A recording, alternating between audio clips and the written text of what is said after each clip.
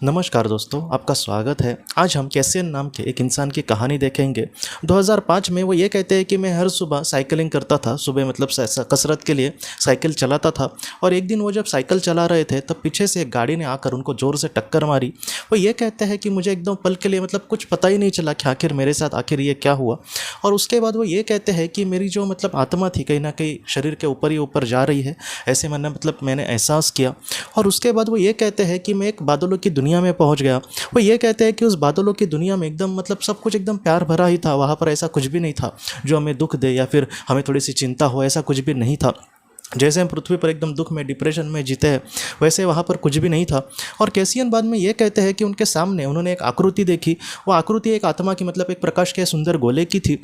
और कैसियन बाद में हमसे ये कहते हैं कि उस प्रकाश के गोले ने उनको कुछ चीज़ें दिखाने की कोशिश करी। कैसियन ये कहते हैं कि वो चीज़ें मतलब कुछ और नहीं था बल्कि मैंने अपना जीवन अब तक किस तरीके से जिया है उसके बारे में एक झलक थी उसकी। बचपन से लेकर अब तक मैंने जो भी अच्छे या फिर बुरे कर्म किए हैं, इन सारी चीज़ों को मैं देख पा रहा था।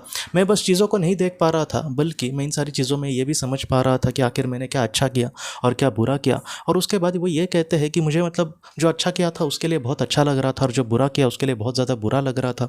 लेकिन पीछे जाकर मैं उन सारी चीज़ों को बहुत ही अच्छे से बदल नहीं पा रहा था। इस तरीके से मतलब उनको थोड़ा सा अच्छा भी लग रहा था कि उन्होंने अपने जीवन में कुछ अच्छे काम किए, और बुरा भी लग रहा था कि उन्होंने जीवन में मतलब कुछ क्यों ऐसे मतलब फैसले लिए।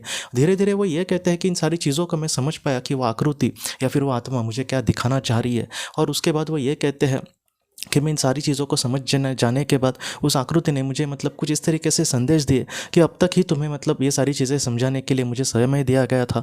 अब फिर से तुम पृथ्वी पर जाना और जाकर तुम्हें अपने जीवन को सुधारने की कोशिश करनी होगी।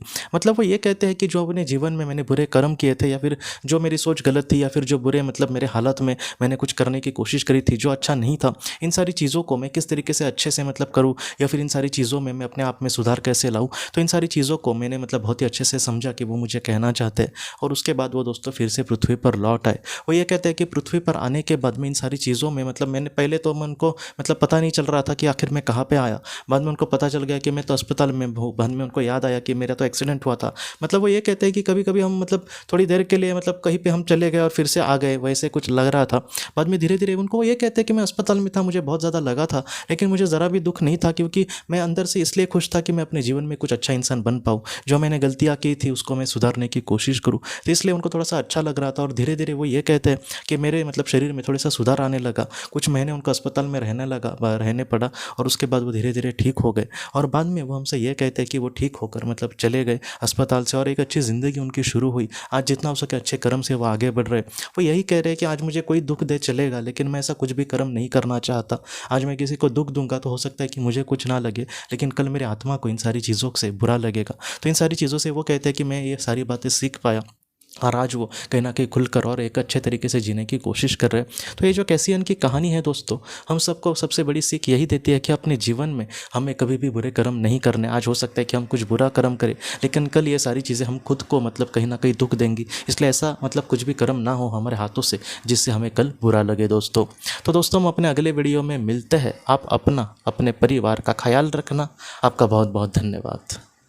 अगर आपने किसी अपने को खोया है और अगर आप किसी जेन्युइन भरोसेमंद थेरेपिस्ट की तलाश कर रहे जो आपके अपनों के संदेश आपको दे सके, तो आप इस नंबर पर व्हाट्सएप मैसेज कर सकते हैं। हम जितना हो सके आपको किसी अच्छे थेरेपिस्ट के बारे में बताने की कोशिश करेंगे जो आपको बहुत ही अच्छे से संदेश दे और आप अपने जीवन में आगे बढ़ पाए। आपका बहुत बहुत धन्यवाद।